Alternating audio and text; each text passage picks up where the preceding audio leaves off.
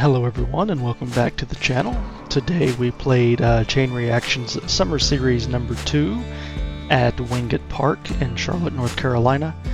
This was my first time ever playing this course. Today I am throwing my Latitude 64 Dynamic Discs, House of Discs bag.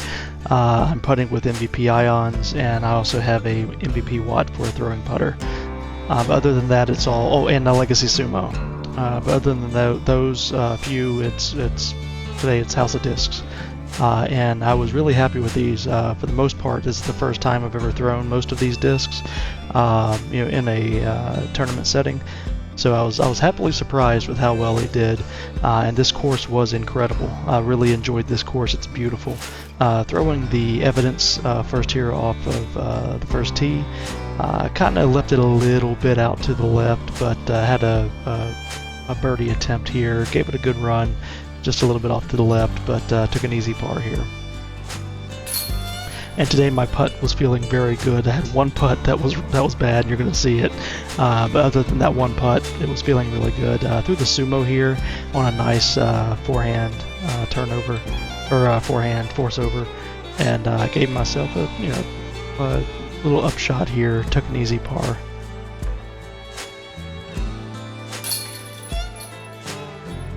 Hole number 3, throwing the Brave, and out of the hand, this thing just rocketed. It felt really good. Probably one of my best throws I've had in a while. This went all 302 feet. Got it right exactly level with the basket, just off to the right of it. And I'm going to give this ion a good run. Oh, it was so close to cashing that in. But another easy tap in for par. I'm going to throw a Fury here on a thumber line, and out of the hand it just kind of slipped just a little bit, and I just threw it right to the tree. But luckily I stayed in bounds.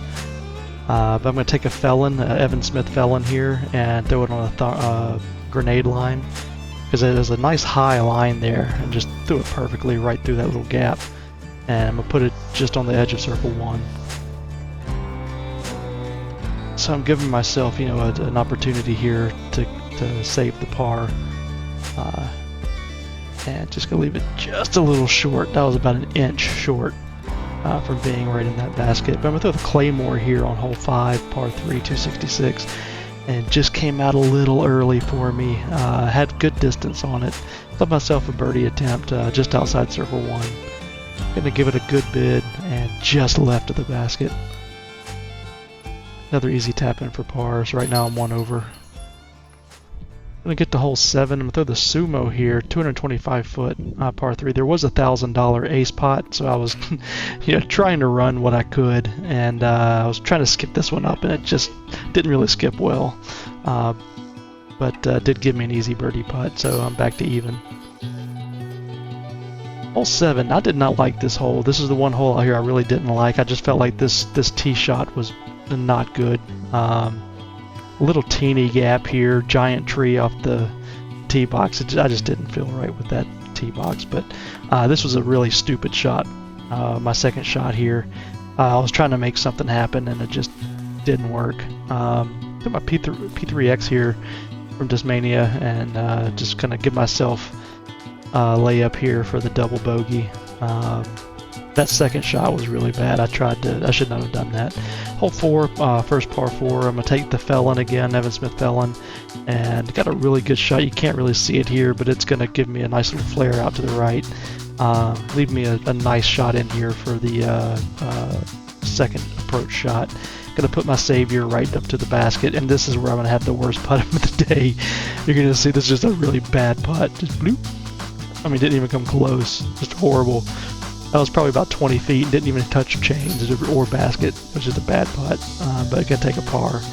Unfortunately, I gave myself a great birdie attempt. Par 4, throwing the Explorer here, and out of the hand, it felt perfect. This is another par 4 back to back. I'm gonna take the Watt, just throw it right down to the basket, a little out to the left of it, but about the edge of circle 1. I had a low ceiling here, but just did my best Matty-O, little Anheuser putt, and just caught those right chains. Hole number 10, I'm going to throw the Watt here. It's only 200 feet, and I just, it's a horrible throw. just a horrible throw. When you're trying to take some off of it, you wind up a lot of times letting it go early. I'm gonna take my savior, just toss it up here to the right, and gonna give myself a little par putt here, circle's edge par putt. Just gonna toss it up, let it fall into the chains. It was very downhill. Hole 11, gonna take that biofusion evidence, put it on a little turnover line, and it was a good shot. It came out just a little early on me, but it's gonna give me a long birdie putt here. I couldn't really see the basket at all because of that tree that's in front of me there, but it's going to be an easy tap in for par.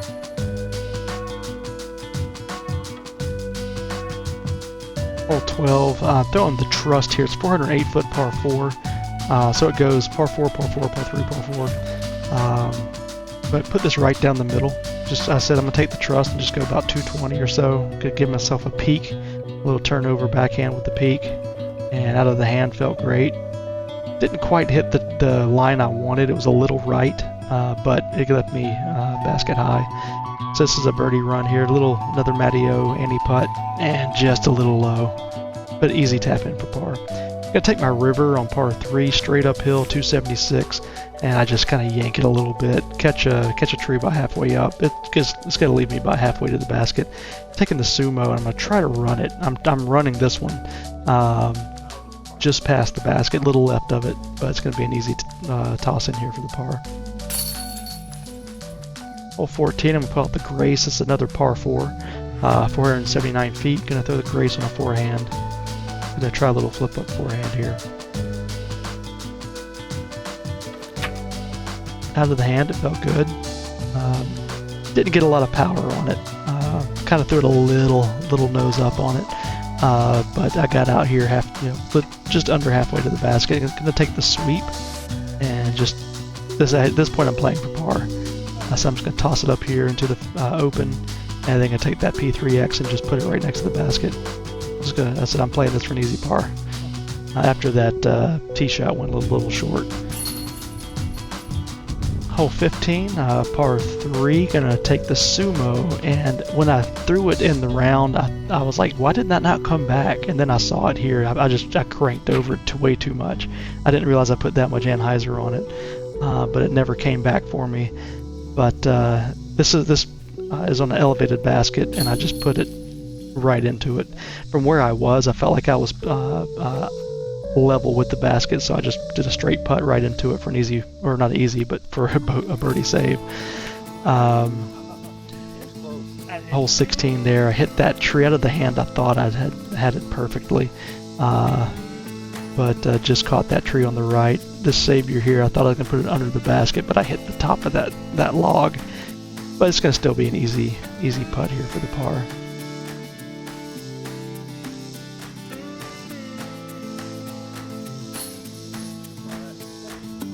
And hole 17, they've taken that Evan Smith Felon again, and this is my last chance to run it for the ace, and I gave it a good run. It just a little bit short, but flared off basket high. This is for birdie, and I'm going to give it a good run. And once again, maybe that's about 2 inches short of being in for the birdie. But hole 18, going to throw the Felon again. I'm going to crank over on this just a little bit too much. I'm going to catch a late tree, kick right, but it's going to leave me this shot here with the savior, and I'm going to try to run this. I'm going to try to cash another birdie, try to get under par, and I just put it right under the basket. It'll be an easy tap in for the par here. And so we're going to finish even for the round. And what's funny is before the round, I asked one of the locals, I said, what's a good round here, for MA3? And he said, MA3, you're probably going to take the win with even or one down. MPO is probably going to go 8 down. And so I went even and went 16th place. Go figure, right? I feel like MA3 is such a crapshoot. It's like, I went back through a lot of my rounds this year, my tournaments, and it seems like every round, or every tournament, MA3 just whoever the winner is goes hog wild, and they're shooting like MA1, MPO level rounds for the wins. So I'm either going to start playing MA2 because that way I'll get beat by people that are actually 900 rated and over, or go and just play MA4, just play my actual rating because I'm only rated like 834, and just play my actual rating because it seems like more of the MA4 guys shoot their ratings. And MA3 is just all over the place. Low ratings, or low rated rounds, high rated rounds. It's kind of wild in MA3. It's just like the Wild West. I think there were 10 players that shot over 900 rated in MA3 today, which awesome rounds for them. Very good rounds. But it can be frustrating, when you go out and you feel like you shot just an incredible round. And you're coming in middle of the pack. So we'll see what I decide to do, whether or not I move up into MA2, because I know I can shoot high 800s,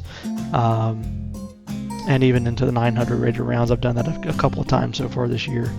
Or just play my rating and start playing MA4 until I rate out of it. But overall, great round, really enjoyed it. Great card mates. I think I had 2 MA4 guys and an MA1 guy, and we had really good time.